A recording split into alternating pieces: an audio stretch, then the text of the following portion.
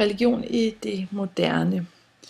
Som vi snakkede om sidste gang, så sker der det, at med industrialiseringen, så begynder folk at flytte ind til byerne.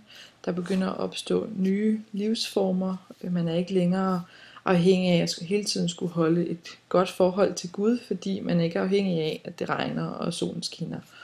Og ud af det her, samt alle mulige andre ting selvfølgelig, der opstår det, som vi kalder det moderne. Der opstår også en religionskritik, altså det for første gang begynder man at formulere, at det kunne jo være, at der slet ikke var en Gud. Og dette kommer selvfølgelig i kølvandet på de forskellige strømninger, som starter i renæssancen og i oplysningstiden, og får et ekstra skub med Darwins evolutionslære, som ligesom punkterer forestillingen om, at Gud kan have skabt jorden på 7 dage. Og ud af det her opstår altså en egentlig religionskritik. En af de fremmeste religionskritikere, det er Friedrich Nietzsche, og han formulerer sætningen Gud er død, og det er mennesket, der har slået Gud ihjel. Han afliver altså Gud, om man så må sige, og siger, at vi er nået hertil, hvor vi ikke længere behøver at tro på en Gud, og det frie menneske, det modige menneske, tør stå ved, at der ikke er en Gud, og tør tage ansvaret for sit eget liv. En anden religionskritiker er Feuerbach, også en tysker. Han formulerer det, at mennesket skaber Gud i sit billede. Ifølge den kristne skabelsesberetning skaber Gud mennesket i sit billede, det vil sige, at mennesket ligner Gud. Men Feuerbach vender altså det her på hovedet og siger, nej, det er mennesket, der selv opfinder Gud.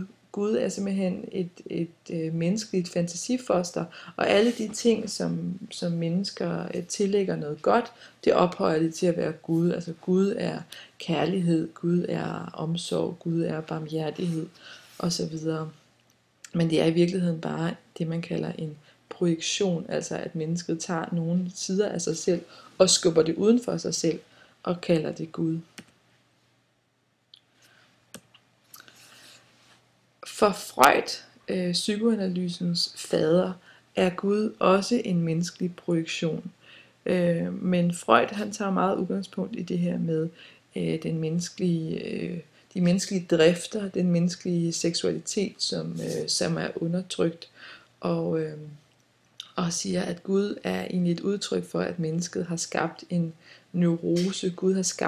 Mennesket har skabt en streng fader, som de kan gå og slå sig selv oven i hovedet med, når det føler forskellige forbudte følelser eller tilbøjeligheder. Og den her strenge fader, som det slår sig oven i hovedet med, det er altså Gud. Og hvis mennesket først bliver kureret for sine neuroser, altså det vil sige de her forskellige fortrængninger, som kan sætte sig i mennesket på forskellige måder, i form af angst eller i form af fysiske ting, fysiske symptomer osv., men som i grundlæggende er et udtryk for, at mennesket undertrykker sine drifter, undertrykker sin seksualitet. Hvis mennesket kan kureres for de her neuroser, så vil det ikke længere være nødvendigt, at der er en Gud. Og så er der Karl Marx, som I måske er stødt på i samfundsfag eller historie. Hans religionskritik er mere sådan, samfundskritisk. Han formulerer sætningen, religion er opium for folket. Og for ham handler det om, at religion bliver brugt af kapitalismen til at undertrykke arbejderne.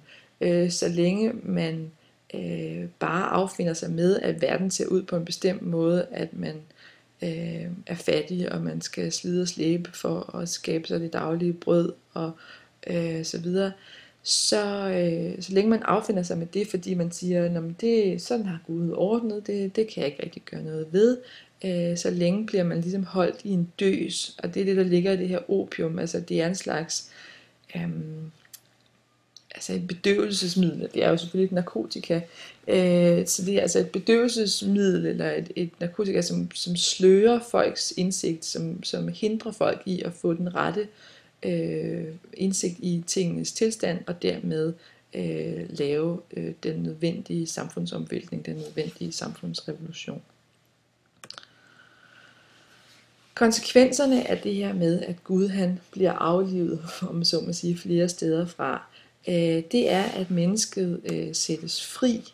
Eksistentialismen, som også opstår her i begyndelsen af det 20. århundrede, formulerer, at mennesket er sat fri til selv at vælge. Det kan ikke længere følge en moralsk, guddommeligt betinget lære. Det er nødt til selv at finde ud af, hvad er det rigtige for mig, og der er ikke nogen udefra kommende retningslinjer.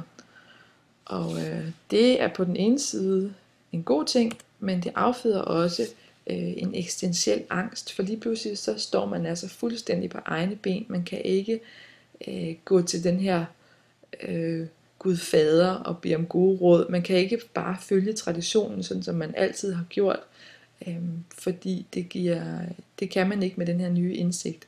Og det afstedkommer altså angst hos det moderne menneske.